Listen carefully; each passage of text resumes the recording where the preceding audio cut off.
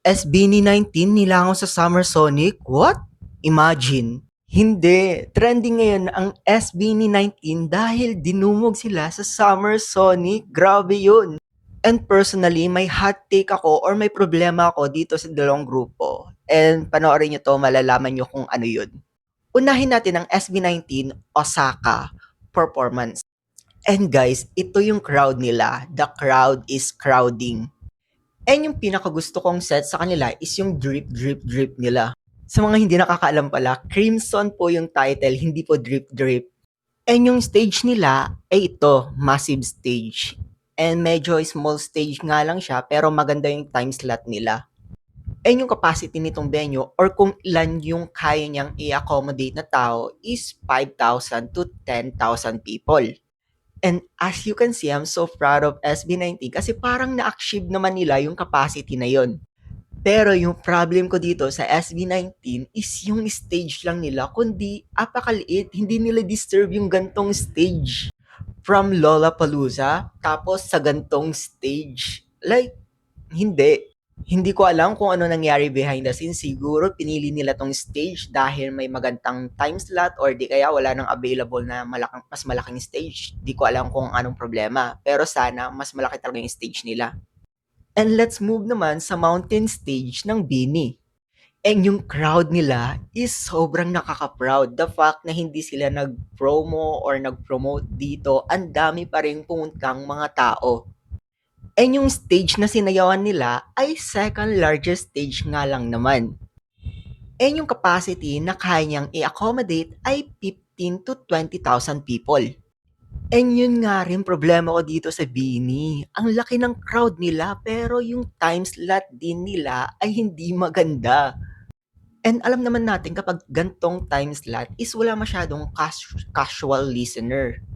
Kasi kunwari ikaw kung casual listeners ka at hindi mo alam tong grupo, makikinig ka ba sa kanila sa gantong tirik ng araw? Ako hindi eh, hindi ko naman sacrifice yung skin ko sa mga unknown na hindi ko ina-idolize na grupo or person.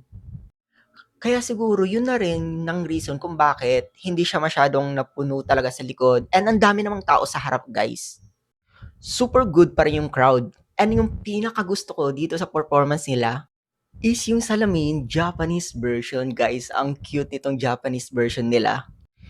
Yun yung pinaka-highlight performance nila sa akin. This Osaka performance nila.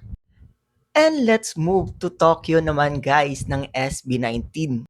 And ito nga pala yung map ng Tokyo Summer Sonic. Dito magpo-perform ang SB19 and dito naman yung BINI. Second largest stage pa rin sila.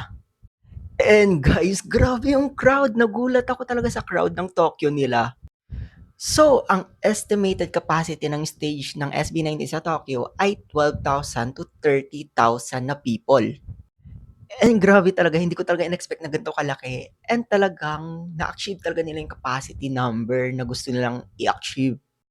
Ang pinaka-highlight talaga sa akin ng Tokyo performance nila ay ito. Anong ginagawa niyo dyan? Grabe naman yung ngiti ni ate, pati yung mga babae sa likod. Mga Japanese, paki-blurred na lang po nito. And yung pinakagusto kong performance nila dito ay yung drip, drip, drip, drip pa rin. Kasi ang daming nagtatalunan. Imagine like 12,000 plus na katao nagtatalunan sa drip, drip, drip nila. Amazing. I'm proud of you, SB19. And let's move sa mountain stage ng Bini. And guys, the crowd is, oh my God, grabe. And yun na nga guys, no, nag-perform sila dito banda, second largest stage. And yung estimated capacity naman nito ay almost the same lang as SB19, 15,000 to 30,000 people.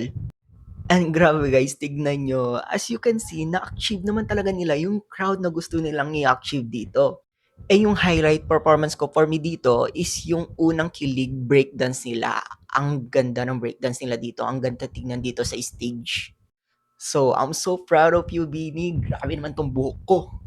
Congrats to both of you. I'm so proud. Wow.